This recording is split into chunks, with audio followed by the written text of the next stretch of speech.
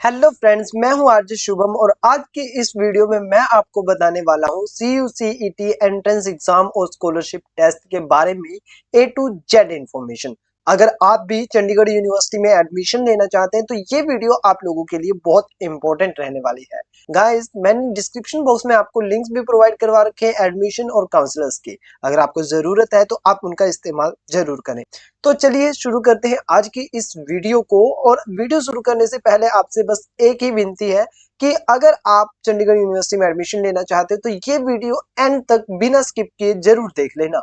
उम्मीद है इस वीडियो को देखने के बाद आपको कोई और वीडियो देखने की आवश्यकता नहीं पड़ेगी और इसके अलावा आपका सारा जो इंफॉर्मेशन है वो आपको इसी वीडियो के थ्रू मिल जाएगा। तो टेबल ऑफ कंटेंट्स इस वीडियो में हम क्या क्या डिस्कस करने वाले हैं। तो सबसे पहले पार्ट 1 में हम डिस्कस करेंगे CUCET overview, eligibility criteria, scholarship benefits, test phases और एप्लीकेशन फीस। इसके अलावा पार्ट 2 में हम डिस्कस करेंगे पर्टिकुलर CUCET एग्जाम आपने कैसे देना है और उसमें अच्छा स्कोर कैसे करना है, उस चीज के बारे में हम पार्ट 2 में डिस्कस करेंगे।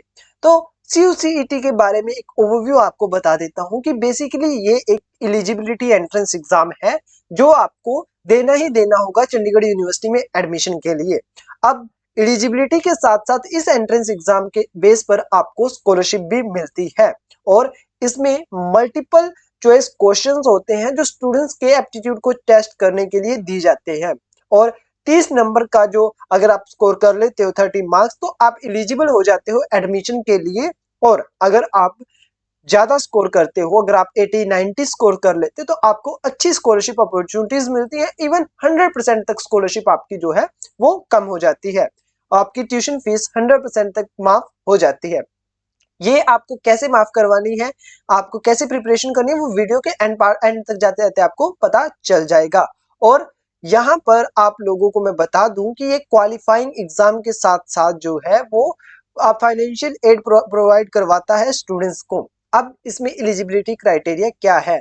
तो एलिजिबिलिटी क्राइटेरिया जो है वो बेसिकली अगर आप ग्रेजुएशन के लिए कर रहे हो तो आपको 12th जरूरी होनी चाहिए। और अगर आप ग्रेजुएशन कोर्सेज के लिए अप्लाई कर रहे हो तो आपकी ग्रेजुएशन इन पर्टिकुलर सब्जेक्ट्स होनी चाहिए। अब मैं आपको एलिजिबिलिटी क्राइटेरिया में CUCET में स्कॉलरशिप के बारे में भी बता देता हूँ।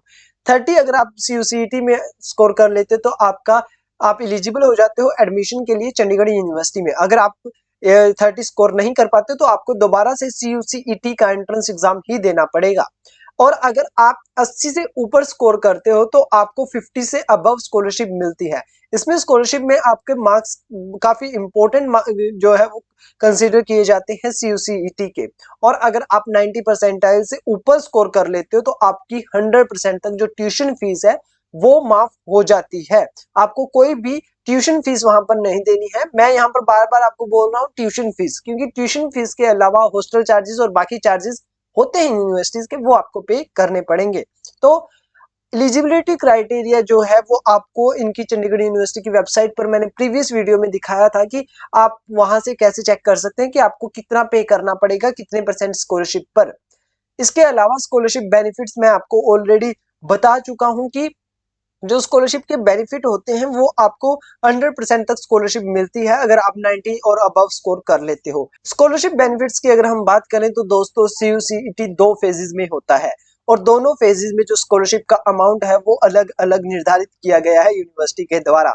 अगर आप फेज 1 में अप्लाई करते हो तो आपको 100% तक स्कॉलरशिप मिल सकती है। आपको 90 स्कोर करने पर 100% मिल जाएगी। बट अगर आप फेज 2 में अप्लाई करते हो तो हो सकता है 90 स्कोर करने के बाद आपको सिर्फ 90% ही स्कॉलरशिप मिले।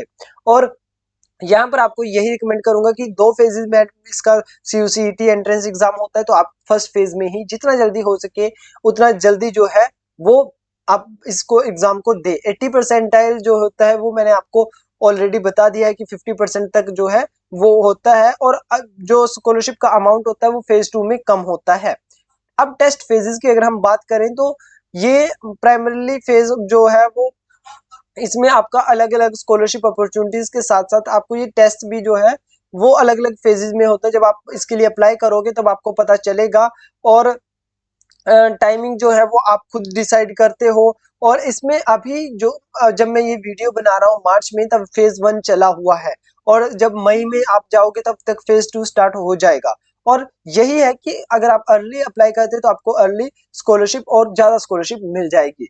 एप्लीकेशन फीस की अगर हम बात करें तो मैंने बाय मिस्टेक इस पीपीटी में गलत लिख दिया है, बट एप्लीकेशन फीस इसकी 1000 रुपीज फॉर 1000 रुपीज है। बट अगर आप कूपन कोड्स वगैरह इस्तेमाल करते हो तो आपको वो 1000 पर भी डिस्काउंट मिल जाता है। और अगर आपको डिस्काउंट चाहिए तो आप डिस्क्रिप्शन बॉक्स में जा सकते हैं, वहां पर मैंने व्हाट्सएप नंबर मेंशन किए हुए हैं। अब बात करते हैं वीडियो के सेकंड पार्ट की, जिसमें हम बात करेंगे एग्जाम फॉर्मेट, स्टडी मटेरियल की डेडलाइंस और फ्रीक्वेंटली आस्क्ड क्वेश्चंस और कॉन्टैक्ट डिटेल्स की। तो एग्जाम फॉर्मेट में हम बताएं आपको तो मल्टीपल चॉइस क्वेश्चंस हैं across different academic subjects aimed at evaluating breathing to students knowledge. तो मल्टीपल चॉइस क्वेश्चंस होंगे। इसके अलावा आपके मल्टीपल चॉइस में भी क्या होता है, लॉजिकल रीजनिंग होता है, क्वांटिटेटिव एप्टीट्यूड होता है, सब्जेक्ट नॉलेज होता है। अब मैंने आपको एक प्रीवियस वीडियो में बताया है कि आपको सिलेबस कहां से चेक करना है, एग्जाम फॉर्मेट, वो सारी वीडियो चैनल पर ऑलरेडी अपलोडेड है। और जो है वो आप कितना रेडी हो यूनिवर्सिटी ज्वाइन करने के लिए, आपके मेंटल एप्टीट्यूड को टेस्ट करने के लिए जो है ये बनाया गया है। और क्वेश्चन पेपर जो अटेम्प्ट करना है उससे पहले आपका मॉक टेस्ट होता है, मॉक टेस्ट पेपर मिलते हैं, बट वो पेपर आपको तभी मिलते हैं जब आप CUCET के लिए रजिस्टर करके जो एप्लीकेशन फीस होती है वो पे कर देते हैं। और आपको बता दूं कि टाइम मैनेजमेंट के लिए भी आपको बहुत ध्यान रखना होता है। इसके अलावा इंटरनेट कनेक्टिविटी भी बहुत बड़ा एक इशू रहता है इस एग्जाम में। अब स्टडी मटेरियल की हम बात करें तो इसमें आपको कॉम्प्रिहेंसिव स्टडी मटेरियल जो है वो मिल जाएगा। ऑनलाइन रिसोर्सेज हैं, टेक्स्ट बुक्स हैं, कोचिंग गाइड्स है। कोचिंग गाइड्स की आपको कोई जरूरत नहीं है, यूट्यूब से आप सब कुछ सीख सकते हो। और इसके अलावा आपकी 11th-12th की एनसीईआरटी जिस भी सब्जेक्ट में आपने देना है उसके अलावा आपके लिए कोई भी बेस्ट ऑप्शन नहीं हो सकता। मैं यही चीज आप लोगों को रिकमेंड करूंगा कि अपने बोर्ड एग्जाम्स अच्छे से दीजिए। अगर आप अपने बोर्ड में अच्छा प्रिपेयर करते हो, उसके बाद आप मल्टीपल चॉइस क्वेश्चंस की प्रैक्टिस करते हो तो आप इसमें भी बहुत अच्छा करेंगे। और इसमें आपको बता दूं और ऑनलाइन कोर्सेज बहुत सारे मिल जाते हैं, तो उसमें जिसमें स्ट्रक्चर्ड आपको दे दी जाती है इंफॉर्मेशन। तो CUCET चंडीगढ़ यूनिवर्सिटी वाला और जो सेंट्रल हमारा NTA कंडक्ट कराता है उसमें बहुत सारी सिमिलैरिटीज हैं। तो आप अगर आपको नहीं ज्यादा रिसोर्सेज मिलते तो यूट्यूब पर उन रिसोर्सेज को भी जाकर के देख सकते हैं। अब की डेडलाइंस क्या है इसमें, तो डेडलाइंस एज सच तो कुछ भी नहीं है। जो आप टेस्ट की डेट आप खुद सिलेक्ट करते हो, किस टाइम पर डेट और टाइम आप खुद सिलेक्ट कर सकते हो। अगर आपसे किस टेक्निकल इशू की वजह से मिस होता है आपसे पेपर, तो आप उसकी में भी जाकर के जो है वो चेंज कर सकते हो, दोबारा से टेस्ट दे सकते हो। और हाँ, CUCET आप एक से ज्यादा बार दे सकते हो और उसमें कंसीडर वही होगा जिसमें आपका हाईयर नंबर होंगे। बाकी बहुत लंबा कॉन्सेप्ट है CUCET, बहुत ज्यादा क्वेश्चंस आते हैं। अभी आपके क्या क्या क्वेश्चंस रह गए हैं मुझे जरूर बताएं। आपसे मिलता हूं एक और वीडियो में, तब तक आप देखते रहिए हमारे चैनल को, सब्सक्राइब कर लीजिए हमारे YouTube चैनल को। Thank you so much for watching.